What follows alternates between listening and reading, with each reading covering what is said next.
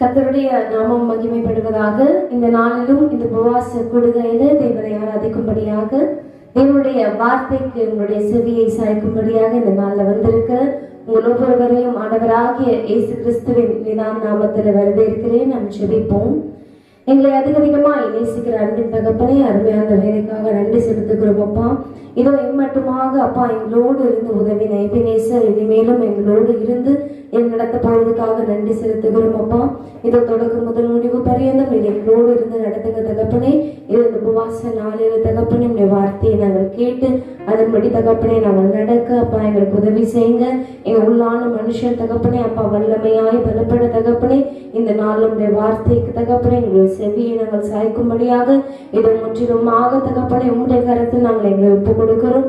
தொடக்கம் முதல் முடிவு பரியந்தம் தெய்வ பிரசனம் எங்களோடு இருக்கட்டும். ஆராதிக்கும் போதும் அப்பா உங்களுடைய நாமம் ஒன்றே மகிமை பெறட்டும். காத்துக்கொள்ளும் வழி நடத்தும் இயேசுவின் நாமத்தில் நல்ல பிதாவே, ஆமென். ஹல்லேலூயா, ஹல்லேலூயா. வேதத்தில் ஒரு வசனம் நாம் பார்க்கிறோம், மனுஷனுக்கு செம்மையாய் தோன்ற வழி உண்டு என்று சொல்லி. மனுஷனுக்கு எந்த வழி எடுத்தாலும் இப்படி போனா கரெக்டா இருக்கும், அப்படி போனா கரெக்டா இருக்கும் நம்ம யோசிப்போம். ஆனா வேதத்துல பார்க்கிறோம் அதனுடைய முடிவு அது மரண வழியாக இருக்கும் என்று நம்ம பார்க்கிறோம்.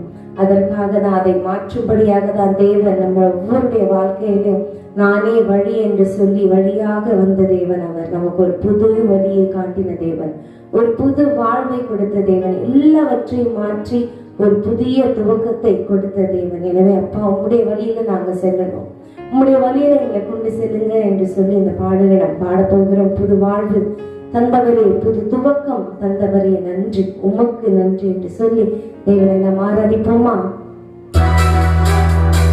Thank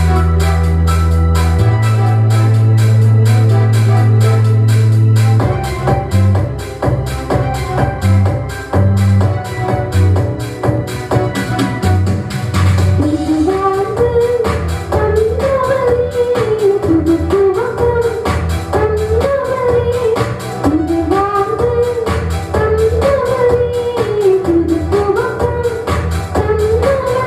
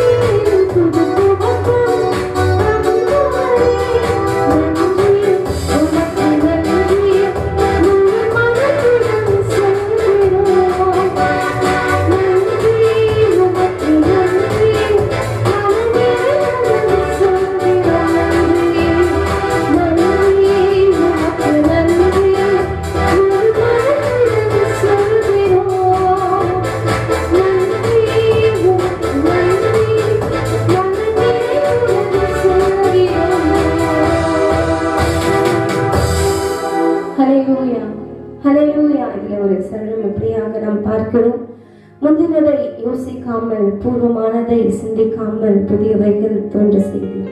வேதத்தில் ஒரு வசனம் உண்டு, முந்தினவைகளை யோசிக்காமல், முந்தினவைகளை நினைக்க வேண்டாம், பூர்வமானவைகளை சிந்திக்கவும் வேண்டாம் என்று சொல்லி நம் வேதத்தில் நாம் பார்க்கிறோம். புதிய காரியங்கள் தேவன் செய்வேன் என்று அவர் சொல்லுகிறார்.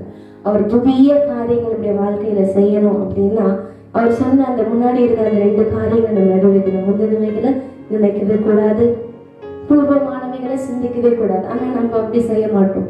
முடிஞ்சு போன காரியத்தையே தான் நினைச்சு யோசிச்சுட்டே இருப்போம். இது எப்படி பண்ணியிருக்கலாம், அப்படி செஞ்சிருக்கலாம் அப்படின்னு சொல்லிதான் யோசிச்சுட்டே இருப்போம். ஒரு நல்லா நினைத்து கொள்ளுங்க, மனுஷனுக்கு செம்மையாய் தோன்றுகிற வழி உண்டு, ஆனா அதனுடைய முடிவோ மரண வழிகள் என்று நான் சொன்னேன். ஸோ நம்மளுடைய வழிகள் அல்ல, தேவனுடைய வழியில அப்பா நடத்துங்க. ஏன்னா அவருடைய வழியும் சத்தியமும் ஜீவனமா இருக்கிற தேவன். எனவே அப்பா உம்முடைய வழியில் என்ன நடத்துங்க என்று சொல்லி இந்த நாள் நம்ம ஒப்பு கொடுக்கும் பொழுது நிச்சயமாக தேவன் நம்மை நடத்துவார். தொடர்ந்து தேவனுடைய வார்த்தையை நம்ம கேட்க போகிறோம். தொடர்ந்து கர்த்தர் நம்மை நடத்துவாராக. ஆண்டவராகிய இயேசு கிறிஸ்துவின் இனிய நாமத்திலே இந்த உபவாச நாளில் தேவ சமூகத்தில் வந்திருக்கிற உங்கள் ஒவ்வொருவரையும் வாழ்த்துகிறேன். இம்மட்டுமாய் தேவனை ஆராதித்தீர்கள். இப்பொழுதும் இந்த கால வேளையிலே கூட நாம் கர்த்தருடைய வார்த்தைக்குள்ளாய் கடந்து செல்வோம். இன்று நாம் தியானிக்கும் வேத பகுதி கொலோசியர் எழுதின நிருபம் 1ஆம் அதிகாரம் 9ஆம் வசனம். கொலோசியர் 1ஆம் அதிகாரம் 9ஆம் வசனம். இது நிமித்தம் நாங்கள் அதை கேட்ட நாள் முதல் உங்களுக்காக இடைவிடாமல் ஜெபம் பண்ணுகிறோம். நீங்கள் எல்லா ஞானத்தோடும் ஆவிக்குரிய விவேகத்தோடும் அவருடைய சித்தத்தை அறிகிற அறிவினாலே நிரப்பப்படவும். ஒரு நிமிடம் நாம் ஜெபிப்போமா? மகா இருக்கும் கிருபை நிறைந்த எங்கள் நல்ல ஆண்டவரே, இந்த கால வேளைக்காக நமக்கு நன்றி செலுத்துகிறோம். இந்த பரிசுத்த உபவாச நாளிலும் இந்த சமூகத்தில் கூடி வந்திருக்கிற ஒவ்வொருவரையும் இந்த சமூகத்தில் ஒப்பு கொடுக்கிறேன். மகிமின் தேவதாமே இந்த கால வேளையில ஆவியானவர் சபைகளுக்கு சொல்கிறதை காதுடன் கேட்க சொன்ன வசனத்தின்படி நீர் போதித்து நடத்துவீராக. இந்த வேத பகுதியின் மூலமாய் நீர் எங்களோடு கூட பேசுவீராக. இந்த வாசக்கூட்டம் துவக்கமல் இறுதி மட்டுமாய் இந்த மகிமையின் பிரசனத்தினாலே மூடி மறைத்துக் கொள்ளும். எங்களை தாழ்த்தி நேச கரத்தில் ஒப்பு கொடுத்து ஜெபிக்கிறோம் எங்க நல்ல பிதாவே, ஆமென். தேவனுடைய பரிசுத்த நாமத்திற்கு மகிமை உண்டாவதாக. இந்த நாளிலும் கொலோசியர் 1:9 நாம் பார்த்தபடி இன்றைய தலைப்பு பிதாவின் சித்தத்தை அறிகிற அறிவில் நிரப்பப்பட வேண்டும் என்ற தலைப்பில் நாம் ஒரு ஆலோசனையை இன்றைக்கு நாம் தியானிக்க இருக்கிறோம். பிரியமானவர்களே, வேதத்தில் நீங்கள் பார்த்தீர்கள் என்றால் அநேக தேவ பக்தர்கள் வாழ்க்கையில தேவ சித்தம் எப்படி நிறைவேற்றப்பட்டது, அவர்கள் தேவ சித்தத்தை எப்படி அறிந்தார்கள் என்று நாம் அறிய முடியும். ஆகவே ஒரு சில தேவ பக்தர்களுடைய அனுபவங்களை முதலாவது நான் பகிர்ந்து கொள்ள விரும்புகிறேன். நீங்கள் வேதத்தில் அப்போஸ்தலர் 13ஆம் அதிகாரம் எடுத்துக்கொள்ளுங்கள். அப்போஸ்தலர் 13ஆம் அதிகாரம்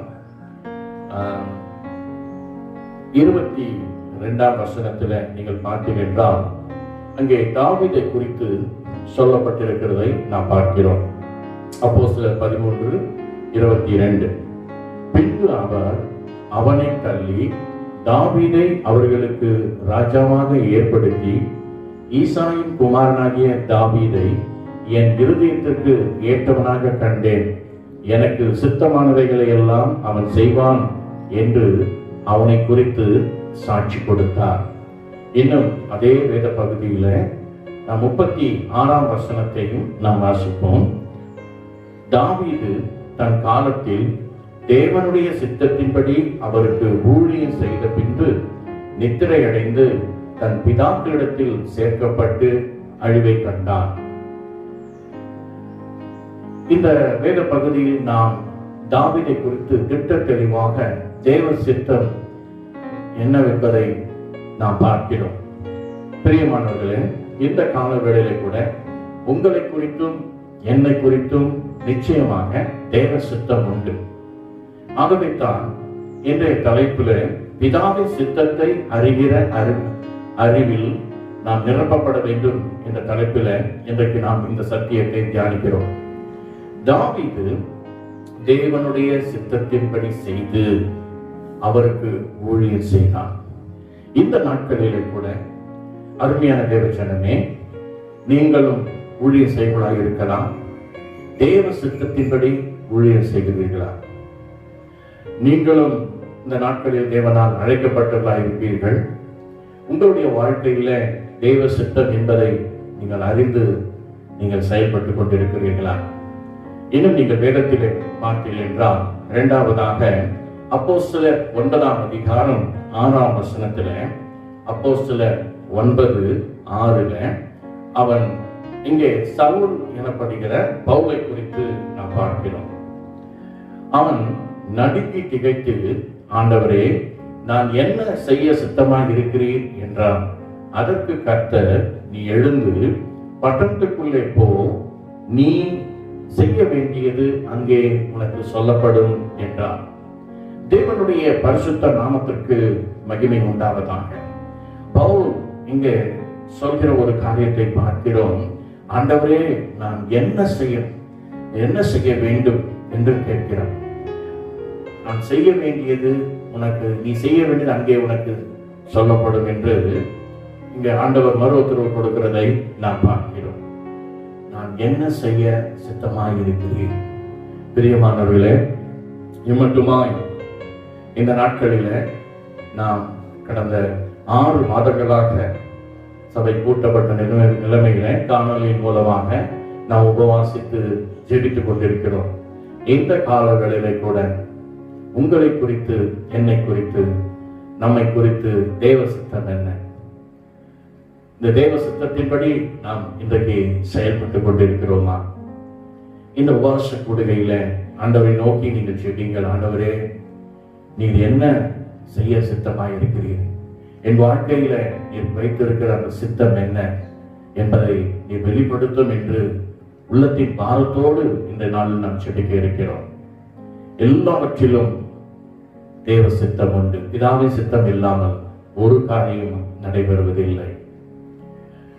நீங்கள் இன்னும் வேதத்தில் தெளிவாக பார்த்தீர்கள். மூன்றாவதாக நாம் பார்க்கிறோம் லூக்கா 22ஆம் அதிகாரம். இந்த வசனங்கள் எல்லாம் எழுதி கொள்ளுங்கள். லூக்கா 22ஆம் அதிகாரம் 42ஆம் வசனம், மத்தேயு 26ஆம் அதிகாரம் 39 மற்றும் 42ஆம் வசனம், அடுத்து மார்க் 14ஆம் அதிகாரம் 36ஆம் வசனம். இந்த வேத பகுதிகளில் நீங்கள் வாசித்து பார்த்தீர்கள் என்றால், குறிப்பாக லூக்கா எழுதின சுவிசேஷம் 22ஆம் அதிகாரம் 42ஆம் வசனத்தில் ஆண்டவராகிய இயேசு கிறிஸ்து குறித்து பிதாவின் சித்தம் வெளிப்படுகிறதை நாம் பார்க்கிறோம். இங்கே நாம் பாருங்கள், லூக்கா 22 அதில் 42ஆம் வசனம், பிதாவே, உமக்கு சித்தமானால் இந்த பாத்திரம் என்னை விட்டு நீங்கும்படி செய்யும். ஆயினும் என்னுடைய சித்தத்தின்படி அல்ல, உம்முடைய சித்தத்தின்படியே ஆக கடவுது என்று ஜெபம் பண்ணினார். பிரியமானவர்களே, இங்கே நாம் பார்க்கிறோம், ஆண்டவராக இயேசு கிறிஸ்து என்னுடைய சித்தத்தின்படி இல்லை என்று சொல்கிறார். ஆகவே இந்த கால வேளையில தேவ பிள்ளைகளுக்கு தேவ சித்தம் உண்டு. ஒவ்வொருடைய வாழ்க்கையிலும் தேவ சித்தம் உண்டு. இந்த நாளிலே கூட இந்த வேத பகுதியிலே கொலோசியர் 1:9 நாம் பார்த்தோம், இந்த தேவ சித்தத்தை அறிகிற அறிவில நாம் நிரப்பப்பட்டால்தான் எதிர்கால நம்முடைய வாழ்க்கையில ஒரு வெற்றியுள்ள ஒரு வாழ்க்கையை வாழ முடியும். இயேசு கிறிஸ்து இங்கே சொல்கிறார், பிதாவே, என்னுடைய சித்தத்தின்படி அல்ல, உம்முடைய சித்தத்தின்படி ஆக கடவுது என்கிறார். ஆகவே இந்த கால வேளையில தேவ சித்தம் அறிந்து வாழ்ந்து கொண்டிருக்கிறார்கள். அருமையான சகோதரனை சகோதரியே, தேவ சித்தத்தின்படி உங்கள் வாழ்க்கையில் நீங்கள் செயல்பட்டுக் கொண்டிருக்கிறீர்களா? சற்று சிந்தித்து பாருங்கள். இன்னும் நீங்கள் வேதத்திலே நீங்கள் பார்த்தீர்கள் என்றால் எடுத்துக்கொள்ளுங்கள். யோவான் எழுதின சுவிசேஷம் 6ஆம் அதிகாரம், யோவான் 6ஆம் அதிகாரம் 37 40 வரை உள்ள வசனங்கள் நான் வாசிக்கிறேன். யோவான் 6ஆம் அதிகாரம் 37 40 வசனங்கள். பிதாவானவர் எனக்கு கொடுக்கிற யாவும் என்னிடத்தில் வரும், என்னிடத்தில் வருகிறவனை நான் புறம்பே தள்ளுவதில்லை. என் சித்தத்தின்படி அல்ல, என்னை அனுப்பினருடைய சித்தத்தின்படி செய்யவே நான் வானத்திலிருந்து இறங்கி வந்தேன். அவர் எனக்கு தந்தவைகளில் ஒன்றையும் நான் எழுந்து போகாமல் கடைசி நாளில் அவைகளை எழுப்புவதே என்னை அனுப்பின பிதாவின் சித்தமாய் இருக்கிறது. குமாரனை கண்டு அவரிடத்தில் விசுவாசமாய் இருக்கிறவன் எவனோ அவன் நித்திய ஜீவனை அடைவதும் நான் அவனை கடைசி நாளில் எழுப்புவதும் என்னை அனுப்பினுடைய சித்தமாய் இருக்கிறது என்றார். தேவனுடைய பரிசுத்த நாமத்திற்கு மகிமை உண்டாவதாக. What is the will of God? தேவனுடைய சித்தம் என்ன? இந்த கடைசி காலங்களில், இந்த நாட்களில் நாம் வாழ்ந்து கொண்டிருக்கிறோம். இது கடைசி காலங்கள், கடைசி நாட்கள் என்று நாம் சொல்லலாம். இந்த கடைசி நாட்களில் நீங்களும் நானும் எழுப்பப்பட வேண்டும் என்று இந்த வேத வசனம் திட்ட தெளிவாக சொல்கிறது. நாம் அவரிடத்தில் விசுவாசம் உள்ளவர்களாக இருக்கிறோம், நாம் நித்திய ஜீவனை உடையவர்களாக இருக்கிறோம். ஆகவே கடைசி நாட்களில நாம் எழுப்பப்பட வேண்டும் என்று தேவனுடைய சித்தமாய் இருக்கிறபடினாலே இந்த உபவாச கூடுகையில ஆண்டவரே, இந்த திருச்சபை, இந்த ஊழியர்களில எங்களுக்கு மட்டுமாய் கொடுத்த ஒவ்வொரு விசுவாச குடும்பங்களும் இந்த நாங்கள் எழுப்பப்பட நாங்கள் இதனாலே உபவாசித்து ஜெபிக்கிறோம் என்று ஜெபிங்க. நம்முடைய இந்திய தேசத்துல ஆண்டவராகிய இயேசு கிறிஸ்துவை சொந்த இரட்சகராக ஏற்றுக்கொண்ட ஒவ்வொருவரும் அந்த கடைசி நாட்களில எழுப்பப்பட வேண்டும் என்பது பிதாவின் சித்தமாய் இருக்கிறது. தேவனுடைய பரிசுத்த நாமத்திற்கு மகிமை உண்டாவதாக. வேதத்திலே பிதாவின் சித்தம் என்று தெளிவாக எழுதப்பட்ட அநேக சித்தங்கள் உண்டு. ஆகவே ஒருவேளை நீங்கள் தேவ சித்தம் என்பது என்ன என்று உங்களுக்கு தெரியாமல் கூட இருக்கலாம். சிலர் உங்களுக்கு தெரிந்தும் இருக்கலாம். ஒரு சில பகுதிகளை நான் சொல்லி வேகமாக கடந்து சொல்ல விரும்புகிறேன். நீங்கள் பார்த்தீர்கள் என்றால் 1 தீமோத்தேயு புஸ்தகம் 2ஆம் அதிகாரம் 4ஆம் வசனம். 1 தீமோத்தேயு 2ஆம் அதிகாரம் 4ஆம் வசனம். அதில் பாருங்கள், எல்லோரும் ரட்சிக்கப்படவும் சத்தியத்தை அறிகிற அறிவடையும்படிக்கு தேவன் சித்தமுள்ளவராக இருக்கிறார். தேவனுடைய பரிசுத்த நாமத்திற்கு மகிமை உண்டாவதாக. What is will of God? எல்லாரும் இந்த தேசத்தில் இருக்கிற எல்லா மனுக்குலமும் ரட்சிக்கப்படும். உலகத்தில் உள்ள எல்லா மனுக்குலமும் ரட்சிக்கப்பட வேண்டும். ஆகவே தான் ஒவ்வொரு நாளும் நம்முடைய ஜெபத்தில் எல்லோருடைய ரட்சிப்புக்காக நாம் ஜெபிக்க வேண்டும். இரண்டாவதாக சத்தியத்தை அறிகிற அறிவடைய வேண்டும். இன்றைக்கு ரட்சிக்கப்பட்ட ஜனங்கள் சத்தியத்தை அறிகிற அறிவடையாதனாலதான் இன்றைக்கு அநேகர் பின்மாற்றத்துக்குள் போகிறார்கள். ஏன் எங்களுடைய வாழ்க்கையில பின்மாற்றம்?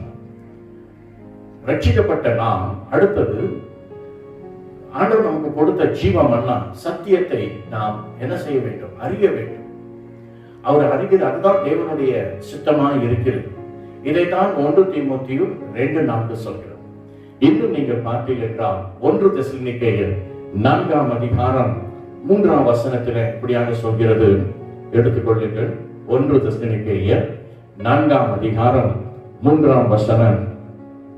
நீங்கள் பரிசுத்தம் உள்ளவர்களாக வேண்டும் என்பதே தேவனுடைய சித்தமாய் இருக்கிறது. அல்லேலூயா. ஆகவே தான் இன்றைக்கு திருச்சபை அருமையான தேவச்சடமே மூடப்பட்ட நிலைமையிலும் உங்கள் ஆவி ஆத்துமா சரீரம் ஆண்டவராகிய இயேசு கிறிஸ்து வரும்பொழுது குற்றமற்றதாய் காக்கப்பட வேண்டும். ஏனென்றால் தேவனுடைய சித்தம் நாம் பரிசுத்தம் உள்ளவர்களாக இருக்கும் என்பது தேவனுடைய சித்தம். ஆகவே தேவ சித்தம் எனக்கு தெரியாது என்று நாம் சொல்ல முடியாது. சபைக்கு தேவன் நம்மை கொண்டு வருவது நோக்கம் என்ன? நம்மை பரிசுத்தமாக்குகிறார்.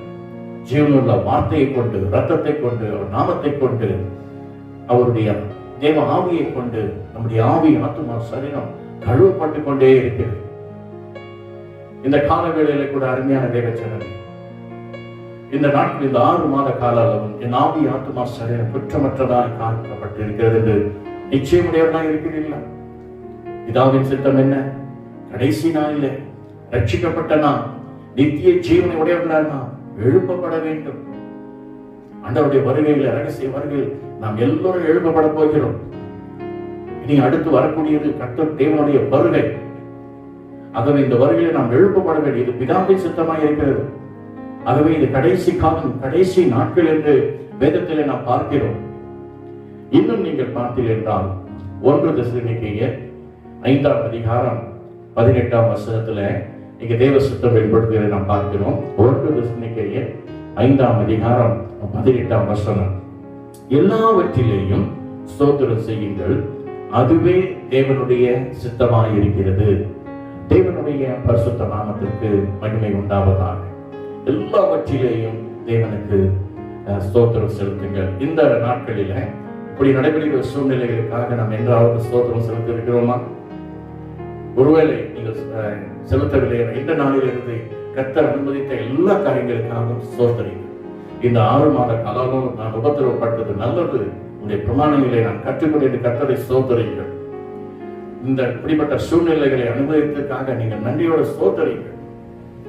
என்றால் அவர் சித்தமில்லாமல் ஒன்றும் நடைபெறுவதில்லை. எல்லாம் தேவ சித்தத்தின்படி செயல்படுத்தப்படுகிறது. எல்லாவற்றிலேயும் வேலை இல்லாம இருக்கிறீங்களா? ஆண்டவருக்கு ஸ்தோத்திரம் பண்ணுங்க. இந்த மாதம் ஒரு ஊதியம் இல்லாமல் இருக்கு, வருமானத்துல குறைவுகளோடு நீங்கள் காணப்படுகிறீர்களா? ஸ்தோத்திரம் செலுத்துங்கள். எல்லாவற்றிலேயும் அவருக்கு சமூகத்தில் நீங்கள் இதுவே பிதாவின் சித்தமாய் இருக்கிறது. அப்படி பார்க்கும்போது ஸ்தோத்திர பலியிடுகிறவன் என்னை மகிமைப்படுத்துகிறேன் என்று கர்த்தர் சொல்கிறார். ஆகவே தேவ சித்தத்தின்படி நாம் செயல்படும் போது நிச்சயமாக கர்த்தர் சூழ்நிலைகளை மாற்றுவார். சகோதரனே, கடந்த 6 மாதங்களாக வேலை இல்லாமல் இருக்கலாம், குடும்பத்தில் பற்றாக்குறைகள் இருக்கலாம், சூழ்நிலைகள் எல்லாம் எதிராக இருக்கலாம்.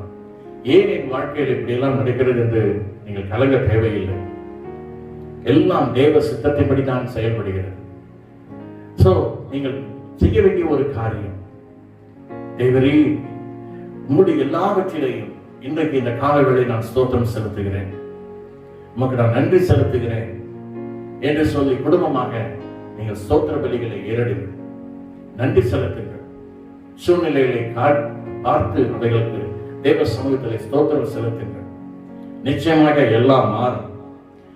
ஆகவே இந்த காலவேளையில கூட அருமையான தேவச்சனமே, நம்முடைய வாழ்க்கையில, உங்களுடைய வாழ்க்கையில பிதாவின் சித்தம் அறிய நாம் என்ன செய்ய வேண்டும்? எனக்கு இந்த பிதாவின் சித்தத்தை, இப்ப எழுதப்பட்ட பிதாவின் சித்தம் நாம் பார்த்தோம். என்ன பார்த்தோம்? நான் ரட்சிக்கப்படவும், சத்தியத்தை அறிகிற அறிவை அடையவும் தேவ சித்தம் உள்ளவர், தேவ சித்தம் என்று நாம் பார்த்தோம். 2வதாக நாம் பரிசுத்தம் உள்ளவர்களாக இருக்க வேண்டும் என்பது தேவ சித்தம் என்று நாம் பார்த்தோம். 3வதாக என்ன பார்த்தோம்? எல்லாவற்றிலும் ஸ்தோத்திரம் செலுத்துவது தேவ சித்தம் என்று நாம் பார்த்தோம். அதே போல நம்முடைய வாழ்க்கையில தேவ சித்தத்தினால் நாம் நிரப்பப்பட, தேவ சித்தத்தை நாம் அறிய ஒரு காரியத்தை சொல்லி நான் ஜெபித்து முடிக்க விரும்புகிறேன். அதாவது நான் பார்க்கும் பொழுது ரோமர் எழுதின நிருபம் 12ஆம் அதிகாரம் 2ஆம் வசனம் எடுத்துக்கொள்ளுங்கள். ரோமர் 12ஆம் அதிகாரம், ரோமர் 12ஆம் அதிகாரம் 2ஆம் வசனம், நீங்கள் இந்த பிரபஞ்சத்திற்கு ஒத்த விஷம் தெரியாமல் தேவனுடைய நன்மையும் பிரியமும் பரிபூர்ணமான சித்தம் இன்னதென்று பகுத்தறியத்தக்கதாக உங்கள் மனம் புதிதாகினாலே மறுரூபமாகுங்கள். தேவனுடைய பரிசுத்த நாமத்திற்கு மகிமை உண்டாவதாக. நாம் தேவ சித்தம் அறிய வேண்டும் என்றால் நம்முடைய மனம் புதிதாக்கப்பட வேண்டும். இந்த மனம் என்பது நம்முடைய ஆத்மாவின் ஒரு பகுதி. ஒவ்வொரு நாளும் நம்முடைய மனம் புதிதாக்கப்பட வேண்டும். இந்த மனம் புதிதாக்கப்பட நாம் என்ன செய்ய வேண்டும்? பிரியமானவர்களே, ஜீவனுள்ள தேவனுடைய வேத வசனத்தை தினந்தோறும் நாம் தியானிக்க வேண்டும். இந்த 6 மாதத்துல அதாவது நீங்கள் வேதத்தை எப்படி வாசித்தீர்கள், நீங்கள் எப்படி தியானித்து இருக்கிறீர்கள் என்று நினைவு கூறுங்கள். ஒவ்வொரு நாளும் வேதத்தை நாம் தியானிக்கும் பொழுது நம்முடைய மனம் மறுரூபமாகிறது. அது மாத்திரமல்ல, நாம் இந்த வேத வசனத்தை தியானித்து அந்த வேத வசனங்களுக்கு நாம் கீழ்ப்படிந்து நடக்கும் பொழுது, அருமையான தேவச்சனமே, நம்முடைய மனம் புதிதாக்கப்படுகிறது. ஆகவே ஆண்டவருடைய வருகை மட்டும் இந்த பூமியில நாம் தேவ சித்தத்தை அறிய வேண்டும் என்றால், தேவ சித்தத்தின்படி நாம் நடக்க வேண்டும் என்றால், பிதாவின் சித்தத்தின்படி நம்ம நிரப்பப்பட வேண்டும் என்றால், நம்முடைய மனம் புதிதாக்கப்பட வேண்டும். இந்த மனம் எப்படி புதிதாக்கப்படுகிறது? தினந்தோறும் வேதத்தை தியானியுங்கள், வாசியுங்கள். அந்த வேத பகுதிக்கு கர்த்தர் கீழ்ப்படியுங்கள். இப்படி தினந்தோறும் நாம் செயல்படுகின்ற பொழுது, தியானித்து கீழ்ப்படிந்து நடக்கும் பொழுது நம்முடைய மனம் புதிதாக்கப்படுகிறதை நாம் பார்க்கிறோம். தேவனுடைய பரிசுத்த நாமத்திற்கு மகிமை உண்டாவதாக. அது மாத்திரமல்ல, நீங்கள் வேதத்திலே பார்த்தீர்கள் என்றால் 1 யோவான் 2ஆம் அதிகாரம் 17 1 யோவான் 2ஆம் அதிகாரம் 17ஆம் வசனத்தில் நாம் பார்க்கும் பொழுது, தேவ சித்தம் செய்கிறவன் எவனோ அவன் என்றென்றைக்கும் நிலைத்திருப்பான் என்று இந்த வேத பகுதி சொல்கிறது. ஆகவே we have the confidence, நாம் நிலைத்திருக்கிறோம். நிச்சயமாக நாம் ஆண்டவருடைய வருகையில சேர்க்கப்படுவோம். நாம் கடைசி நாட்களில் கர்த்தர் நம்மை எழுப்புவார் என்ற ஒரு நிச்சயம் நமக்குள் எப்படி கிடைக்கும் என்றால், அருமையான தேவச்சனமே, இந்த வேத வசனம் சொல்கிறது தேவ சித்தம் செய்கிறவர். ஆகவே இந்த காலங்களில் அருமையான சகோதரனே, அருமையான சகோதரியே, உங்களை குறித்து, உன்னை குறித்து தேவ சித்தம் என்ன? இந்த தேவ சித்தத்தை அறியாமல் வாழ்ந்து கொண்டிருப்பதென்றால் ஒரு குழப்பமான ஒரு சூழ்நிலை. இந்த தேவ சித்தத்தை அறிய ஒவ்வொரு நாளும் நான் வேதத்தை நீங்கள் நான் வாசிக்கிறேன் என்று நீங்கள் சொல்லலாம். தியானிக்க வேண்டும். அந்த வேத பகுதியை தியானித்து, இரண்டாவதாக அந்த சத்தியத்திற்கு நாம் கீழ்ப்படிய வேண்டும். அடுத்து நாம் அதன்படி நடக்க வேண்டும். இப்படி நீங்கள் செயல்படுகின்ற பொழுது தேவ சித்தத்தினால் கர்த்தர் உங்களை பிதாவின் சித்தத்தை அறியும்படியாக நம்மை நிரப்புகிறார்.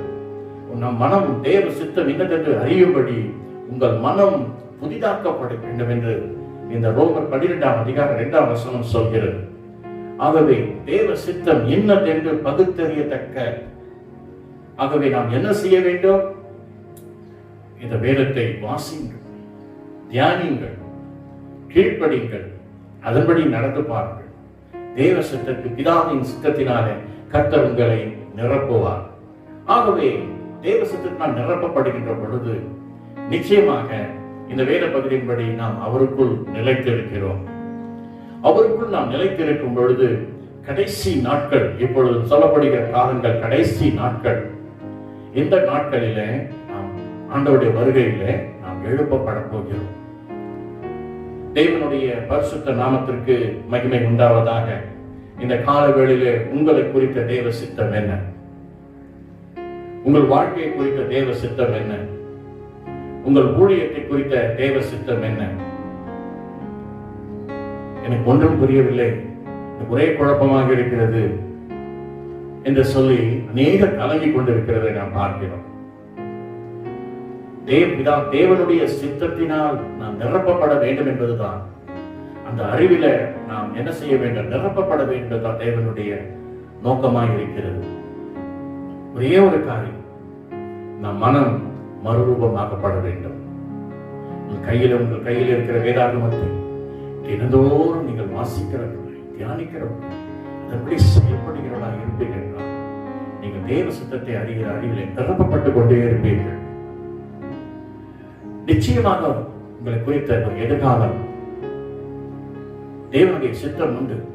வேதத்திலே நாம் பார்த்தோம், தாவீது, அப்போஸ்தலனாகிய பவுல், ஆண்டவராகிய இயேசு கிறிஸ்து, இவருடைய வாழ்க்கையில தேவ சித்தம் எப்படி அவர்கள் நிறைவேற்றினார்கள் என்று பார்க்கிறோம். தேவரே, நீ என்ன செய்ய சித்தமாயிருக்கு? சித்தம் என்ன? என்னுடைய சித்தம் அல்ல, உங்களுடைய சித்தம் என்ன? இன்றைக்கு கூட இந்த கால வேளையில what is the will of God? உங்களை குறித்த தேவ சித்தம் என்ன? உன் ஊழியத்தை குறித்த தேவ சித்தம் என்ன? உன் குடும்பத்தை குறித்த தேவ சித்தம் என்ன? உங்கள் மனம் புதிதாக்கப்படுத்தினாலே மறுரூபமாகுங்கள். கர்த்தர் தாமே இந்த கால உபவாச நாட்களிலே தேவ சமூகத்தில் வந்திருக்கிற உங்கள் ஒவ்வொருவரையும் ஆசீர்வதிப்பாராக. அருமையான தேவ ஜனமே, இந்த சத்தியத்தின்படி ஒவ்வொரு நாளும் தேவ சித்தத்தை அறிகிற அறிவில நாம் நிரப்பப்பட, பிதாவின் சித்தம் என்ன என்பது இந்த அறிவிலை நிரப்பப்பட உங்களை முழுமையாக ஒப்புக் கொடுங்கள். அந்த சித்தம் அறிந்து நீங்கள் செயல்படுங்கள். நாம் இந்த கடைசி நாட்களிலே இருக்கிறோம். நம்முடைய ஜெபத்திலே, ஆண்டவரே, இன்றைக்கு எங்கள் வாழ்க்கையில, எங்கள் குடும்பத்தில, எங்கள் ஊழியத்தில உடைய சித்தம் அறிய என்னை முழுமையாக ஒப்புக் கொடுக்கிறேன். என் மனம் புதிதாக்கப்பட இன்றைக்கு நீர் கற்றுக் கொடுத்தீங்கப்பா. ஒவ்வொரு நாளும் இந்த வேத வசனத்தை தியானித்து அதற்கு கீழ்ப்படிந்து நடக்க என்னை ஒப்புக் கொடுக்கிறேன் என்று சொல்லி ஒப்புக் கொடுங்கள். தேவ சித்தத்தினால் நிரப்பப்படுங்கள். நிச்சயமாக கர்த்தர் நம்மை எழுப்புவார். நாம் அவருக்குள் நிலைத்திருக்கிறவரை கர்த்தர் நிச்சயமாக எழுப்புவார். உறுதியாக. அது மாத்திரமல்ல, இரண்டாவதாக இந்த நாட்களில், உபவாச நாட்களில் நாம் ஜெபித்துக் கொண்டிருக்கிறோம். விடாப்படியாக ஜெபியுங்கள். இந்த வருகிற செப்டம்பர் மாதத்தில் ஆலயங்கள் திறக்கப்பட வேண்டும், ஆராதனைகள் நடைபெற வேண்டும். இதுவரைக்கும் திருவிருந்து ஆராதனை நடைபெறாமல் நம்முடைய திருச்சபைகளில் நம் அரசாங்க சட்டத்திற்கு கீழ்ப்படுத்தி செயல்பட்டுக் கொண்டிருக்கிறோம். ஆகவே இந்த செப்டம்பர் மாதம் திருவிருந்து ஆராதனை நடைபெற விடாப்படியாக, யாக்கோப்பு விடாப்படியாக செபித்தது போல, நீர் என்னை ஆசீர்வதித்தாலுடைய நான் போக விடேன் என்று சொன்னது போல விடாப்படியாக இருந்து நீங்கள் செபிங்கள். ஆண்டவராக இயேசு கிறிஸ்து முழுவதும் செபித்தார். இந்த உபவாச நாளிலே ஆண்டவரே, உடைய தேவ சித்தம் என்பதை நீங்கள் வெளிப்படுத்தி கொடுத்து, தேவ சித்தத்தை நான் அறிந்து அது நிரப்பப்பட எனக்கு என்னென்ன செய்ய வேண்டும் என்பதை கற்றுக் கொடுத்து, அதே போல இன்றைக்கும் ஆண்டவரே, எங்களுடைய ஆலயம் ஊழியங்கள் மிக விரைவாக செயல்பட இந்த நாளில ஜெபிக்க சொல்லி பாரத்தோடு கண்ணீரோடு தேவ சமூகத்தில் ஜெபிப்பீர்கள் என்றால் நிச்சயமாக இந்த செப்டம்பர் மாதத்தில் நான் விசுவாசிக்கிறேன். அருமையான தேவ ஜனமே, விடுதலையான தேவனை நாம் ஆராதிக்க போகிறோம்.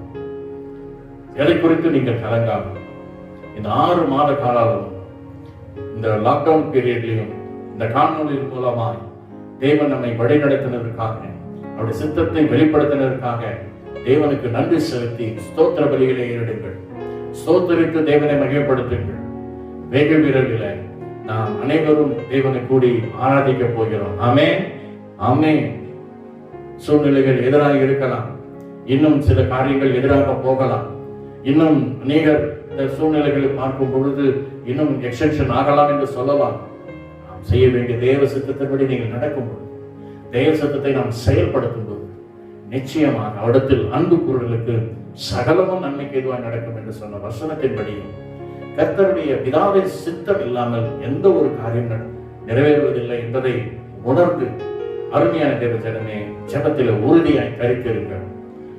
நிச்சயமாய் தேவ தாமே வெகு சீக்கிரத்தில் இந்த சூழ்நிலைகளை மாற்றுவார். உன் குடும்பத்தில் சூழ்நிலைகள் மாறும், உன்னை குறித்ததான காரியங்கள் மாறும்.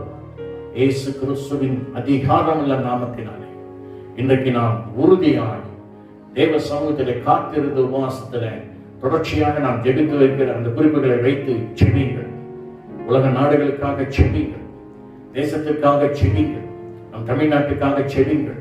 வரப்போகிற நாட்களில் நடைபெற போகிற எலெக்ஷனுக்காக கூட செபியுங்கள். நம்முடைய ஊழியர்களுக்காக செபியுங்கள். புதிய ஆலயம் கட்டப் போகிறோம், அதற்காக செபியுங்கள். எல்லா தடைகளையும் நீக்கி கர்த்தர் இந்த காரியங்களை வாய்க்க செய்ய வேண்டும், அதற்காக செபியுங்கள். May God bless you all. கர்த்தர் தாமே இந்த வாக்குத்தத்த செய்தியின்படி உங்களை ஒவ்வொருவரையும் ஆசீர்வதிப்பாராக. பிதாவின் சித்தத்தை அறிகிற அறிவில நாம் நிரப்பப்பட நம்மை ஒப்புக் கொடுப்போம். கர்த்தர் தாமே உங்கள் ஒவ்வொருவரையும் ஆசீர்வதிப்பாராக. ஜெபிப்போமா? எல்லோரும் கண்களை மூடி நாம் ஜெபிப்போம். மகா இரக்கம் கிருபை நிறைந்த இந்த நல்ல ஆண்டவரே, இந்த பரிசுத்த உபவாச நாளிலே இந்த காலங்களிலே உங்களை தாழ்மைப்படுத்தி நேச கரத்தில் ஒப்புக்கொண்டு ஜெபிக்கிறோம்.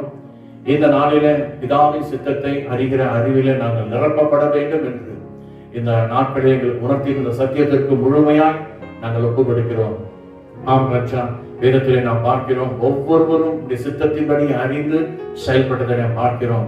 தாவீது, அப்போஸ்தலனாகிய பவுல், ஆண்டவராகிய இயேசு கிறிஸ்து ஒவ்வொருவரும் ஆண்டவரே உடைய சித்தத்தை அறிந்து அதன்படி தங்கள் வாழ்நாட்களை அவர்கள் நடந்து அதன்படி செயல்பட்டார்கள் என்று நாங்கள் பார்த்தோம். அப்பா, இன்றைக்கும் எங்களை குறித்த தேவ சித்தம் உண்டு, நோக்கம் உண்டு என்பதை நீ வெளிப்படுத்தி இருக்கிறீர்.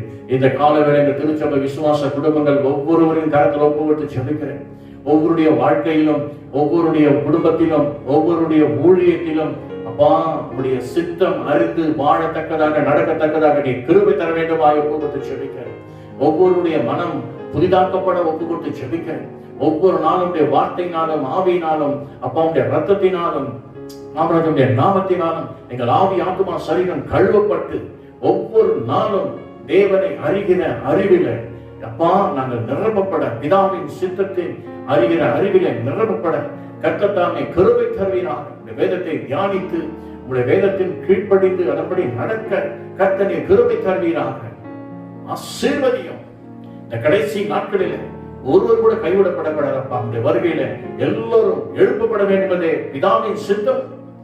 எல்லோரும் நித்திய ஜீவனை பெற்ற ஒவ்வொருவருக்கும் ஆண்டவரே நீ வாக்கு கொடுத்திருக்கிறீர். ஆண்டவரே ஆமாச்சா, கடைசி நாட்களில் அவர்களை நான் எழுப்புவேன் என்று சொல்லி இருக்கிறீர் அப்பா.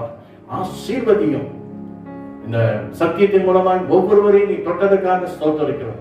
இந்த உபவாச கூடுகையில கூட நாங்கள் ஒரு மனமாய் நாங்கள் ஜெபிக்கிறோம் அப்பா.